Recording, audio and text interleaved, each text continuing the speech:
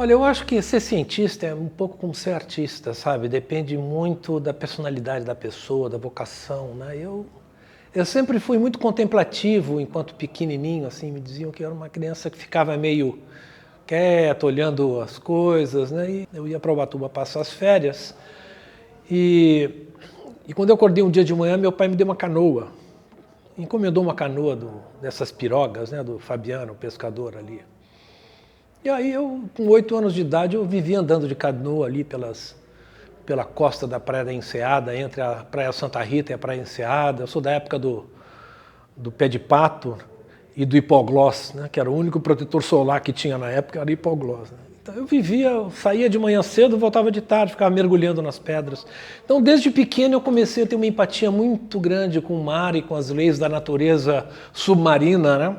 E aí eu sempre eu sempre pensei que um dia eu queria trabalhar com isso, com o mar. Só que na minha época não havia faculdade ou formação específica em oceanografia, havia biologia. Né?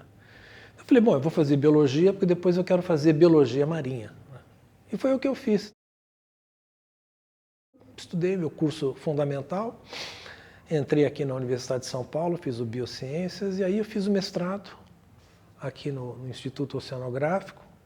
Comecei a fazer o mestrado. Eu tranquei e fiz o mestrado no Japão, na verdade. Consegui uma bolsa de estudos do governo japonês e fiquei lá no Japão 3 anos fazendo mestrado, estudando a Baía de Tóquio. Na época era muito poluída. Aí voltei, fiz o doutorado aqui no Instituto Oceanográfico e segui aí carreira, fiz pós-doutorado fora também e trabalhei lá no Centro de Estudos do Mar da Universidade Federal do Paraná por 35 anos. Aí eu me aposentei e voltei para São Paulo, fiz concurso aqui na USP em 2009 e comecei a trabalhar aqui. Voltei para minhas origens, né? Era um sonho voltar para São Paulo e especificamente trabalhar no Instituto Oceanográfico, né? E estou aqui até hoje. Eu trabalho especificamente com plâncton, mas plâncton também é um tópico bastante diversificado. No plâncton existem animais, zooplâncton, vegetais, fitoplâncton, bactérias, bacterioplâncton. Agora, isso a gente descreve uma certa estrutura dessa comunidade. Quais são esses organismos, né? Qual é a sua função, né? Eu trabalho com processos, ou seja, fotossíntese, fluxo de carbono na teia alimentar, sedimentação de material particulado para o fundo marinho, o papel do fitoplâncton no sequestro de carbono atmosférico, ou seja, na bomba biológica, o fluxo de outros materiais que são importantes para a síntese da matéria orgânica. O fitoplâncton é aquele que faz fotossíntese, como essa árvore que vocês estão vendo aqui.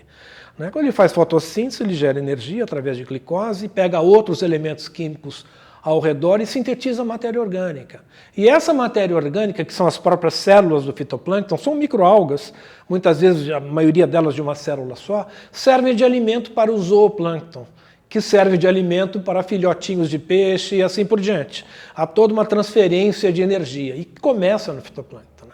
Então, existem vários elementos químicos que fazem parte desse jogo, desse cenário biogeoquímico, e é com isso que eu trabalho. Eu tenho interesse em saber qual é o papel dos oceanos no sequestro de carbono pela fotossíntese do fitoplâncton. Quando ele fixa esse carbono, para onde vai esse carbono? Vai para o fundo do mar e alimenta as comunidades lá do fundo, ele é disperso de alguma forma, ou seja, eu trabalho com basicamente biogeoquímica marinha e tem vários processos dentro da biogeoquímica marinha, né? Produção de matéria orgânica, regeneração de matéria orgânica, etc.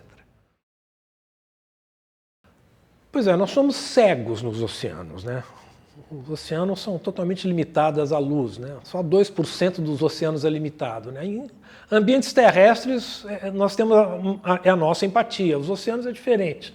Como nós somos cegos, nós precisamos de instrumentos para poder entender esse cenário ambiental e como é que as coisas ocorrem, como é que a biologia se processa dentro desse ambiente. Para isso existem equipamentos, sensores, né? Nós temos que medir a temperatura da água do mar, salinidade, concentração de nutrientes, exatamente como uma planta precisa de luz, água, nutrientes para poder crescer. Os oceanos também precisam de todos esses elementos para poder iniciar o fluxo de energia numa teia alimentar. Só que os oceanos, apenas 2% é iluminado, a luz penetra e logo se extingue.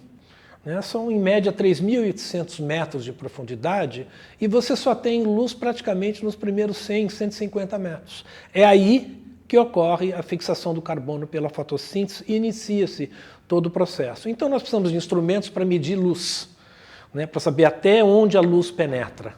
Precisamos de instrumentos para medir a distribuição vertical da temperatura. Uma figura humana que foi, acho que fundamental, até na decisão sobre a carreira de muitos oceanógrafos, foi o Jacques Cousteau. O Jacques Cousteau foi uma figura interessante, era um divulgador do mundo submarino, ele criou a válvula Cousteau. Aliás, ele esteve aqui no Instituto Oceanográfico, até eu tive a oportunidade de conhecê-lo, mas muito rapidamente. Então ele foi uma inspiração enquanto eu era jovem. E foi mais ou menos, foi decisivo em me decidir pela minha carreira. Mas eu acho que de uma forma mais consistente, que tem a ver com a minha formação profissional, o meu orientador, Clóvis Teixeira, foi uma figura muito importante, e um amigo dele também, o professor José Galizia Tundizi, que foi muito importante. Bom, eu acho que a ciência quebra paradigmas, culturais, históricos. A ciência e todo o desenvolvimento tecnológico busca, primeiro, o homem busca entender as leis da natureza e de que forma a natureza pode ser útil a ele. Em oceanografia ou em ciências em geral, ciências ambientais, é a mesma coisa. Você precisa entender a estrutura e o funcionamento, quais são as leis da natureza que fazem com que as coisas sejam do jeito que são, agora, hoje, amanhã, como eram, para você poder exatamente intervir de alguma forma, tentando proteger essa natureza e fazer com que ela continue cumprindo esse papel tão generoso de prover serviços ecossistêmicos para o benefício da sociedade. Olha, bom, eu faço isso por obrigação, orientar esses jovens. Qualquer pessoa que bate na minha porta, eu tenho obrigação de atendê-lo. Eu sou um professor do ensino público, eu sou pago para isso. E eu tenho prazer também. É uma vocação minha também querer ensinar as pessoas e orientar as pessoas. Eu gosto de fazer isso. E, sobretudo, quando dá bons resultados. Mas é uma via de duas mãos. Não basta você ficar falando para os jovens, você tem que sentir que ele também está recebendo a sua informação e te dando de volta algum resultado.